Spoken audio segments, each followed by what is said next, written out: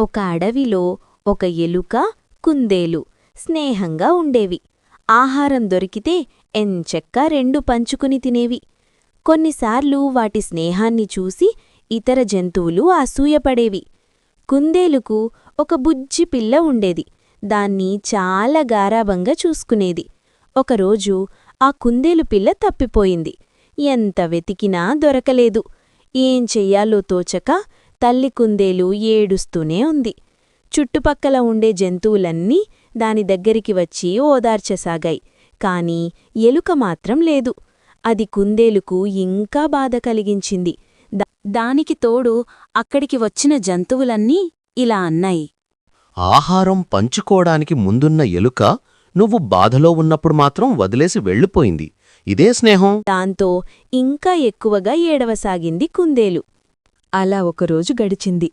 అకస్మాత్తుగా కుందేలు పిల్లని తీసుకుని ఎలుక కూడా వచ్చింది. దాన్ని చూసి ఎడాపెడా తిట్టేసింది కుందేలు.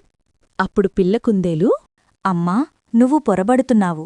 ఏవైనా పండ్లు దొరుకుతాయేమోనని అలా వెళ్లాను. దారి తెలియక ఒక వలలో చిక్కుకున్నాను. అటువైపే వచ్చిన ఎలుకమామ నన్ను చూసింది. నాతోనే ఉండి వలను కురికి నన్ను కాపాడింది. నాకు తినడానికి ఆహారం కూడా పెట్టింది అంది. అయినా నాకొకసారి వచ్చి చెబితే ధైర్యంగా ఉంటాను కదా అంది కుందేలు. నీ దగ్గరికి వచ్చే సమయంలో ఇంకొన్ని తాళ్లు కొరకొచ్చు కదా. ఒకవేళ ఆలోపు వేటగాడు వస్తే ఎలా అమ్మా? ఓదార్పు కంటే సాయమే ముఖ్యం.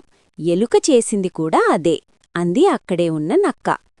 విషయం పూర్తిగా తెలుసుకోకుండా ఈ జంతువులన్నీ మాట్లాడిన మాటలు విని నేను నిన్ను అపార్థం చేసుకున్నాను. నన్ను క్షమించు మిత్రమా. నా బిడ్డని రక్షించినందుకు ధన్యవాదాలు అంది కుందేలు. నా స్టోరీ మీకు నచ్చినట్టయితే లైక్ అండ్ సబ్స్క్రైబ్ చేయండి.